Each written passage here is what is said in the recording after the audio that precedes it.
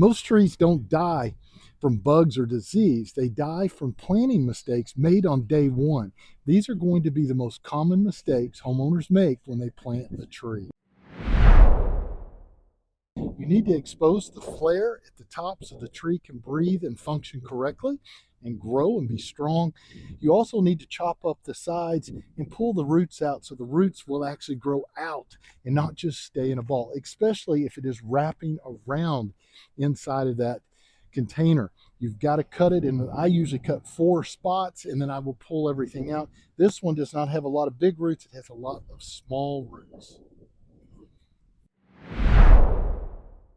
Another mistake that people make when they put in a tree is called glazing. When you dig with a shovel like this and you're sliding, the metal slides across the earth, especially if you've got a lot of clay, and it glazes it. It makes it very hard to penetrate. So what happens, it becomes like a great big container for the tree, and the tree will grow in that container, but it doesn't want to spread out. So the tree does not become strong, and you get a big storm and it blows the tree over, or it starts getting sick and part of it starts dying because it's just not, growing. So what you want to do is dig your hole out 2 to 3 times larger than your actual root ball, and then you're going to go back and use a shovel or something and chop up the sides really good. Do not chop the bottom. You want the bottom firm, because if you chop the bottom, the tree is going to sink and become lower than the surrounding ground. That's why I always put it that 2 to 3 inches above. I want to keep that flare above the surrounding ground. Your tree needs to sit on top of the ground, not in the ground. It shouldn't look like a telephone pole. I'm going to take a quick moment to tell you about my free Homeowners DIY starter kit. It's going to have a lot of basic information about tool selection, electrical, plumbing, drywall, the kind of stuff that every homeowner needs to know.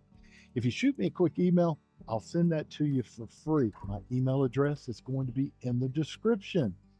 And as an added bonus, if you act right now, I'm going to go ahead and include the link in that email that will take you to my free PDF library. And that library is a lot more extensive. It's going to cover a lot more electrical, plumbing, landscaping, you name it. It's all going to be in there, and it's ever growing. I'm going to constantly be adding to that list, and you'll have access to it from now on. Shoot me an email and I'll get it to you right away. A lot of people make the mistake of putting rock underneath their tree. The rock is going to do nothing but actually hold water in the soil above. Rock is great if you're putting a fence post and you're putting concrete above the rock, but not when it is soil. Do not put anything underneath the tree.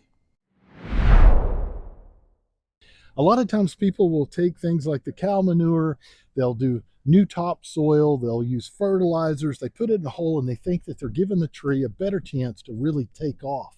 But that actually makes it worse, because if the tree has everything it needs in this little hole, it's like a bigger container now, and it wants to stay there. The roots do not want to spread out.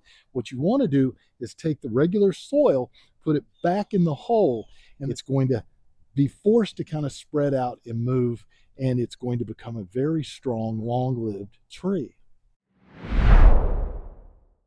Most people plant their trees way too deep. I will plant my tree where the root flare is about 1 inch to 3 inches above the surrounding ground, and then I'll dig my hole about 2 to 3 inches wider than the actual root ball. That's the correct way to plant your tree. All right, another area that homeowners make a mistake is they don't put enough water in the hole. They'll put the whole tree in, put the dirt in, and then they try to put the water. You want to add the water halfway through. So once I get this in, set here, I'm going to fill this hole about halfway full. I'm going to let that soak in real good so it's nice and deep and it loosens everything around it. And then we're going to come back and backfill with the original topsoil. This is where a lot of homeowners make another mistake. They do what's called volcanoing. They mulch and mulch straight up the actual tree, and it causes a volcano effect. You don't want that. You do not want the mulch to be maybe 2-3 inches thick, and you want it away from this base. Do not put it up on the base itself. If you avoid these mistakes, your tree has a really good chance of survival. If you'd like to see the step-by-step guide on how I actually planted this tree, I will link that in the description. And if you're not a subscriber, please hit that subscribe button, ring that little bell notification button. Matter of fact, if you hit it twice, you're going to know about all my upcoming videos as I release them. And as always, I do appreciate you guys watching.